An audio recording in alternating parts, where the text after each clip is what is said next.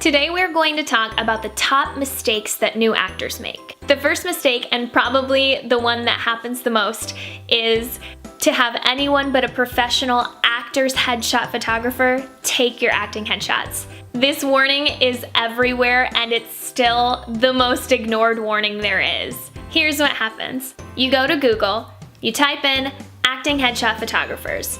You find someone who you absolutely adore, they have images galore, and you go, wowza, those are the headshots that I want to have. Then you see the price. $500 for one acting headshot session? No thank you. But you're in luck, because Barbara down the street says that her daughter is an aspiring photographer. Aspiring actress, aspiring photographer? Boom! She's already done so many senior headshot sessions, and she's gonna shoot your headshots for only $80. Yes! Jackpot! So now, you and Barbara's daughter are going around shooting a bunch of cliche pictures against distressed brick walls with graffiti all over them. She puts you in an awkward pose where your hand is like this and shoots it really close up, pumps up the saturation, and boom!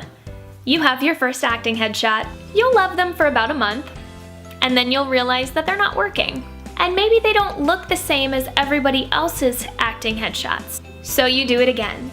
Now Tony up the way will do it for $150. And this process repeats a couple more times until you've spent $800 on subpar photos instead of $500 with a photographer that knows exactly what they're doing, how to pose you, and what casting directors look for.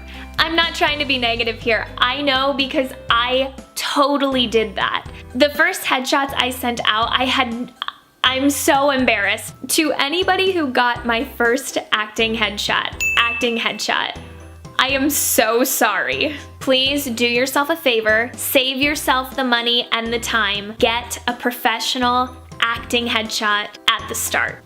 Second mistake actors make is contacting an agent right off the bat to try and get representation. Agents are not there to make our dreams come true.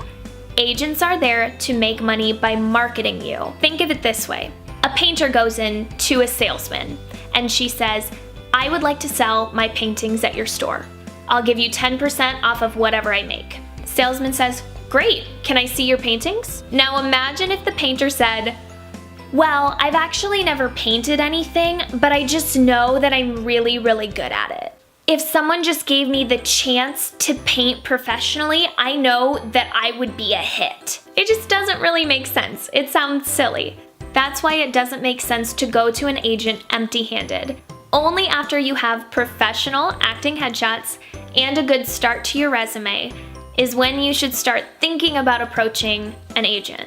It shows an agent that you're willing to put in some work before you've even approached them. Mistake number 3 is what I like to call big head syndrome. This is also one that I'm guilty of. When I was 14 years old, a company came to Des Moines, Iowa, saying that they were casting for Disney. There was a radio ad and everything, so it was really legitimate. And they said, come audition this Sunday. We're going to be at the Hilton Hotel downtown, and we're gonna make you the next big Disney star. Casting for Disney, Hannah Montana, no experience needed. Disney was going to love me. They were going to love me so much they were going to offer me a spot right there on Sunday. In fact, they were gonna offer me Hannah Montana. Get out of there, Miley Cyrus, it's Patricia Holly's turn. I even went as far as to tell my little 14-year-old friends at dance that night that I was gonna be on Hannah Montana. Now at this point, little Patricia had not been in any plays, she had not been in any acting classes, and she'd not even gone to the local playhouse because that was so beneath her. 2 things to learn from this. 1, if you have not done a single play, nothing is beneath you. Everything is worth your time. I've had some of the best experiences I've ever had doing shows for my local theater now. Every single showcase, every student film, every playhouse play that you do is going to give you experience. It's going to be something that you can add to your resume before you approach an agent. The second thing to learn from this is Disney will not come to your town under the pseudonym of another company. If a company ever comes to your town and they offer you stardom and then ask you for a check, it's a scam. Sorry.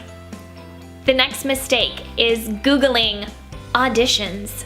We've all done it. We go to Google, we type in auditions for Disney. We do it. That's what scammers are waiting for you to do. The reason that I call it a no-no is because there are legitimate casting sites and there are non-legitimate casting sites, and both are going to show up in Google results. I'm gonna do you the favor right now and give you some reputable casting sites: actorsaccess.com, lacasting.com, castingfrontier.com, castingnetworks.com, backstage.com. Those are 5 completely reputable, legitimate sites. Moving on to our next mistake is using social media incorrectly.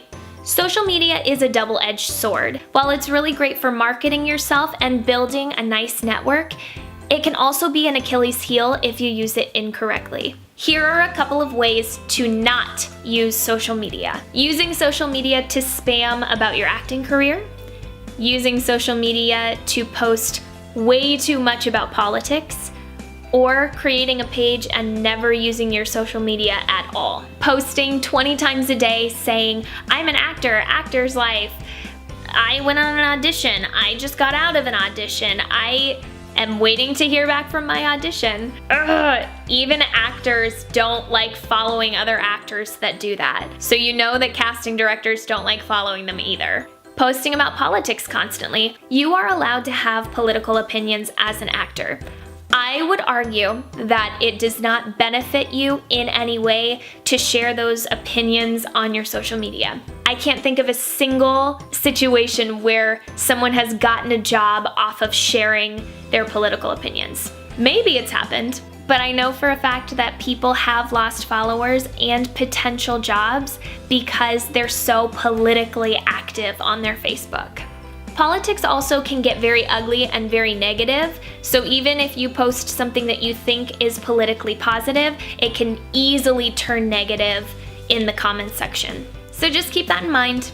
And those are my top mistakes that new actors make. You know that I've done a couple of things on this list, but have you done any of them? Leave me a comment below if you have. I really want to hear about it. Hit the subscribe button. Hit the little bell so that you get notified when I post a new video. And that's all I got for you today. See you in the next video.